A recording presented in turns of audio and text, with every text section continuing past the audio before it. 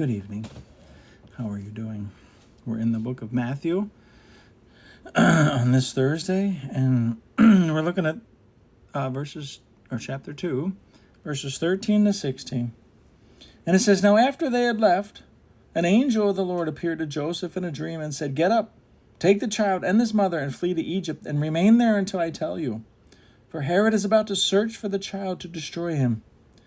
Then Joseph got up, took the child and his mother by night, and went to Egypt, and remained there until the death of Herod. This was to fulfill what had been spoken of the Lord through the prophet, 'Out of Egypt I have called my son.'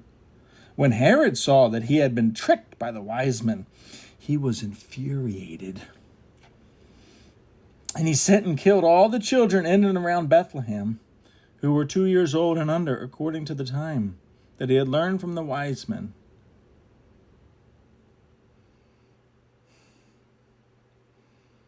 That's an interesting story, isn't it? You find a similar thing happening when God was about to deliver the children of Israel out of Egypt. Remember Pharaoh? Well, it wasn't Pharaoh. It was an angel of death was sent through Egypt.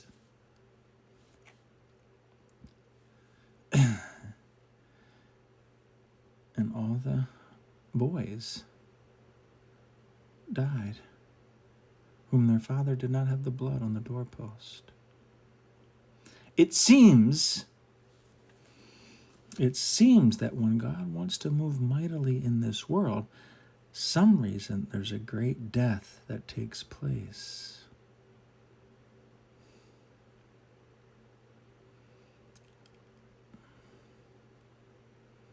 Now, I'm not saying we stop fighting abortion, friends, but maybe we should look at it from a different perspective.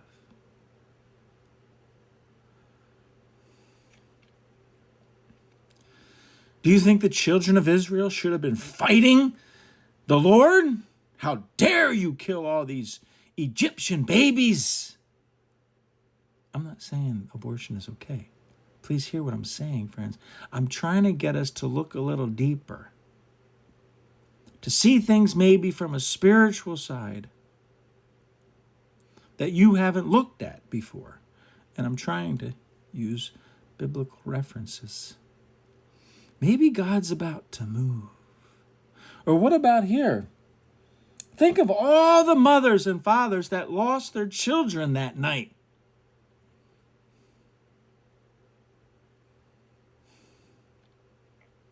And we could say all because of Jesus. I'm just trying to give you, just to help you maybe, to open your heart to see the Lord. Again, I'm not saying don't fight abortion. I'm simply saying maybe there's a bigger picture. Maybe Jesus is about to move. I know we love to use the what do you call it? The numbers and the, what do you call it? Not stats, not, what are they called? I don't know, that's not a good number. You know, that say that abortions are increasing. I can't remember. I can't believe I can't think of that name, but well, maybe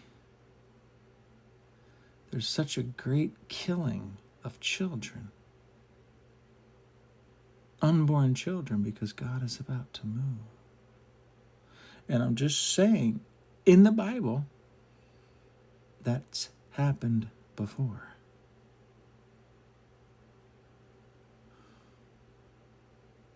Do you want God to move?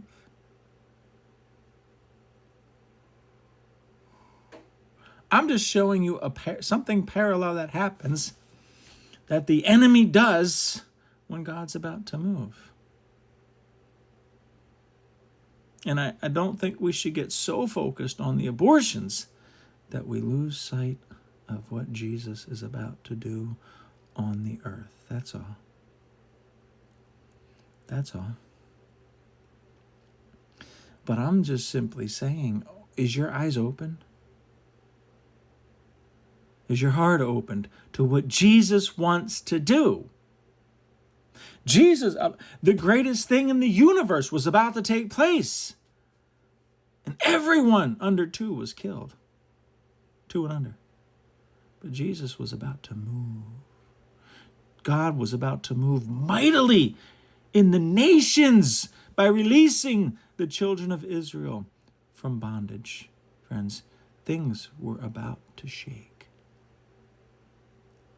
Did you ever think the death of all these children is a sign that things are about to shake? Jesus said when he comes again, he will not only shake the earth, which happened in the days of Moses when God released the children of Israel. And God met Moses on Mount Sinai, friends. The mountain shook. Well, Jesus says, I'm not only going to shake the earth this time, but also the heavens. Wow. Friends, are you ready for Jesus to shake the heavens? Are you ready for Jesus to shake the heavens? And he says, everything that can be shaken will be shaken. And only those things that cannot be shaken may remain. Friend, do you have enough of God in you that you cannot be shaken? Ooh.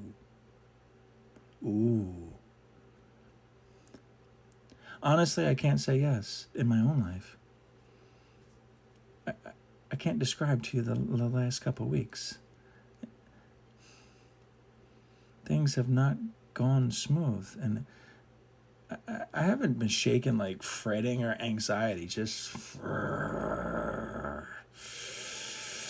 irritation and a little ire, if you know what the word ire is.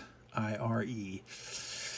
I'm shaken a little bit off of my mercy and my willingness to give it no matter what. See, that's someone who cannot be shaken, friends. That's what it means. You cannot be shaken. You're willing to give mercy to everyone in every situation, no matter what. And that has not been so. But it's convicting. When we think of Jesus is about to appear, we see the signs everywhere, don't we? I think the sign of all the aborted children are a biblical sign, friends, that God is about to shake this earth and the heavens. And I'm asking you, are you prepared? Are you, as I say often, immovable? Immovable what, Brett? Off of what I just said. You will not stop doing mercy no matter what. You will not stop doing the will of God no matter what you want. See, you and I want some things. And when we don't get them, look out. We're moved off of mercy. We're moved off of the foundation of Christ, which is freely you have received, freely give. That's the foundation. You freely received mercy. Now we're called to freely give it. Now, are there things that happen in your life that shake you off of that foundation? Meaning, you don't live in mercy when people need it the most. When God is using you and wants to use you in a certain situation to give out his mercy, and you refuse because you're hurt, you're offended, you're not getting what you want, you don't feel like it. See, you're moved off that foundation. And God's calling us to stand in his will no matter what's going on around you. No matter what's being shaken He wants you to be a rock.